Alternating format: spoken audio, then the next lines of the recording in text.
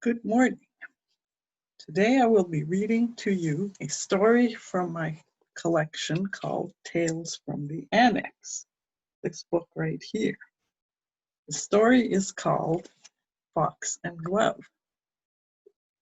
Arkham, May 1912. A pair of shoes descended the stairs.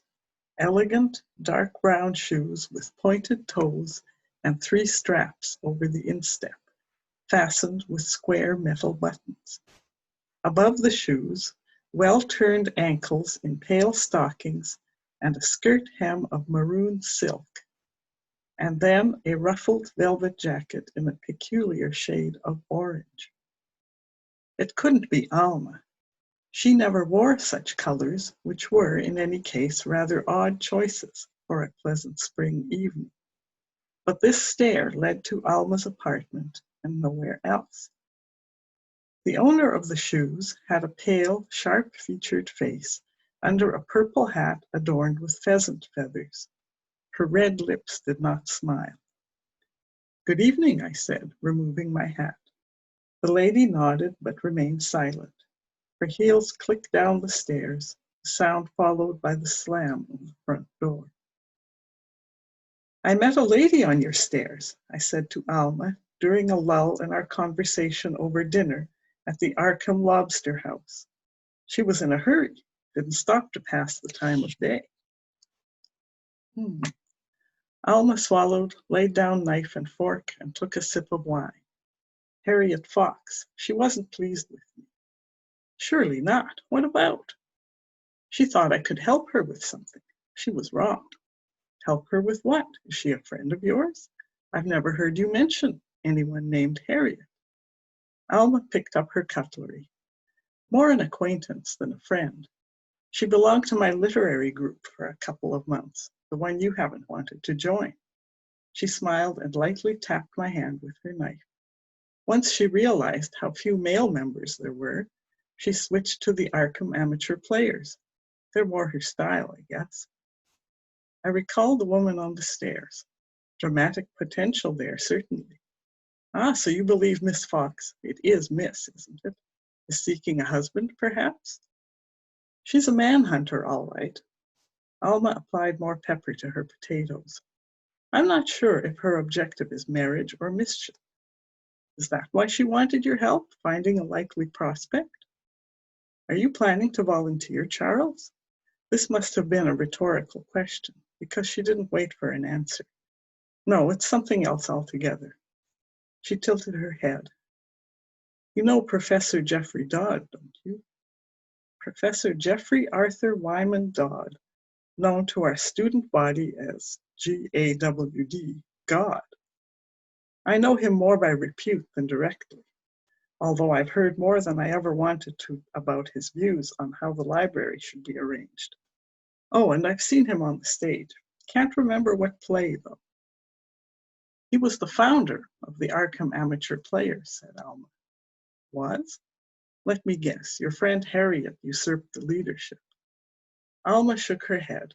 "No, well, not yet. The thing is, Professor Dodd died this morning." I paused with my glass halfway to my lips. "Really? He wasn't that old, was he? 50-ish? "Maybe. Harriet was with him." "Was she hoping you could help her bring him back to life?" That awkward thought was followed by another I kept to myself. Because I know someone who could. "Exactly when did he die?" Alma gave me a curious look. "I don't know. Harriet didn't say.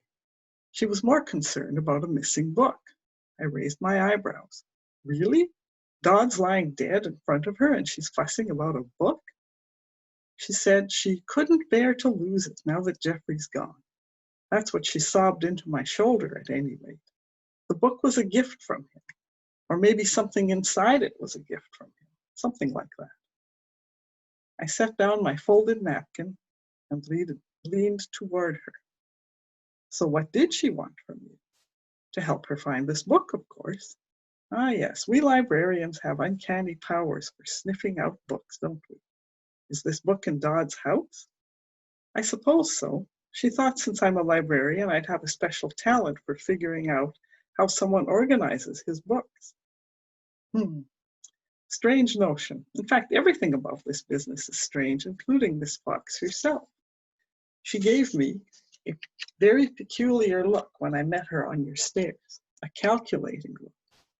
I stirred my coffee. You know, I do believe I can help her. Now, Alma's eyebrows shot up. Oh, how would you do that, Charles?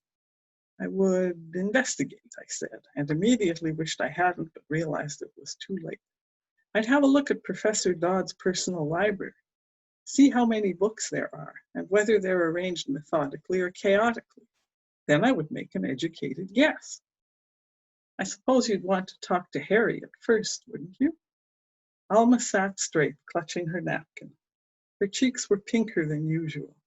Wisps of hair from the loose knot on the back of her head framed her face in a golden glow. She looked adorable. I smiled. Well, yes, I imagine I would have to talk to her at some point. I bet you can't do it. Can't find this book, whatever it is. Alma released the napkin and tossed it aside. I mean a real bet, a wager. I no longer knew if we were joking. I suspected Alma wasn't. All right, if I find Harriet's book, you lose. If I give up, you win. What happens then? What are the stakes? It'll be a surprise. Alma smiled a little cat smile. I'll give you a big surprise if I win and, I guess maybe a different surprise if I lose. She held out her hand. Shake on it? We shook. Surprises all around, I said. Well, I guess I better get busy. Alma assumed a severe expression. I wouldn't take anything for granted if I were you. He always says no more than 6 hours for viability. It's been a lot longer than that. A half hour later, I knocked on Herbert West's door, glad to see a light in his study. Entrez si vous osez. Door's not locked. As I stepped over the threshold, something sharp struck me in the forehead. A paper dart lay at my feet. A direct hit. West raised both arms in a victory gesture and reached for another sheet of paper. What brings you here, Charles? He began to fold another dart. I picked up the one that had hit me and rubbed the sore spot on my forehead. If he's making paper darts, he's bored, and if he's bored, he might be intrigued enough to do it. I have a subject for you. West raised an eyebrow.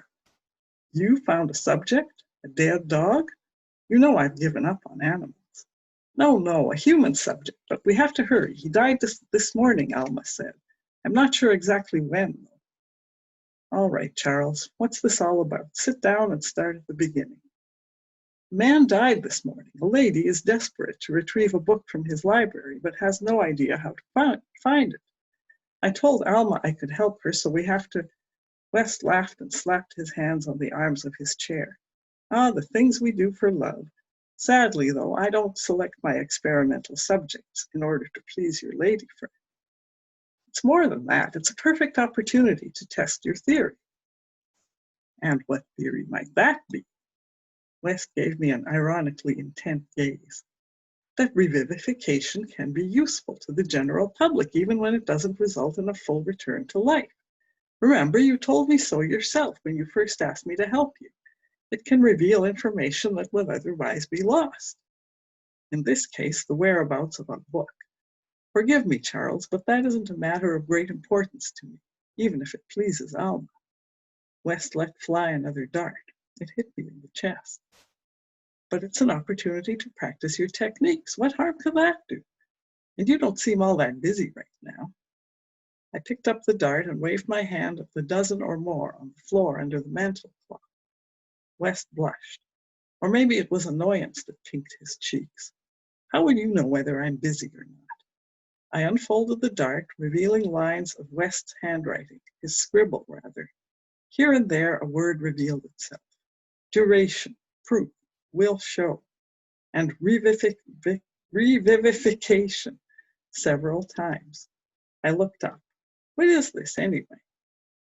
West rose from his chair and snatched the paper from my hand. An immodest proposal, nothing you need to know about. You're asking for permission to do research on revivification. Officially? West crumpled the page and dropped it into the fireplace. He gathered up the paper darts and tossed them in as well, along with a lit match. As you can see, I'm not. Idea reconsidered and rejected. B. All right then, let's get started. He stared at me. Didn't you hear me? I'm not interested. Keep this in mind then. Next time you need me to help you with something you consider important, like revivification, I might just have urgent business elsewhere. I turned and headed for the door.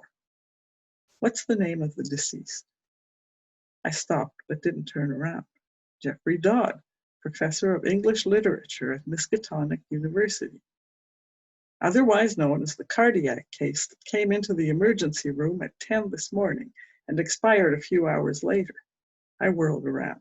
How do you know that? I was there. I spend a good deal of my time at the hospital, as you know quite well. If you'd named the fellow at the start, it would have put a different complexion on the matter. All right, let me think. He died just after 2 p.m., 8 hours ago, give or take.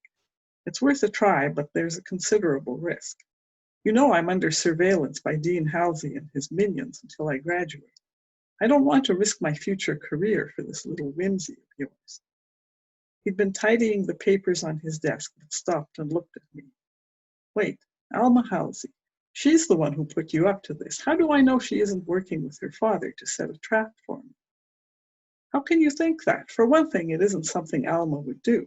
And anyway, she actually made me a bet I wouldn't be able to find the book. But of course, she doesn't know I could ask Dodd himself about it. West eyed me speculatively. A bet?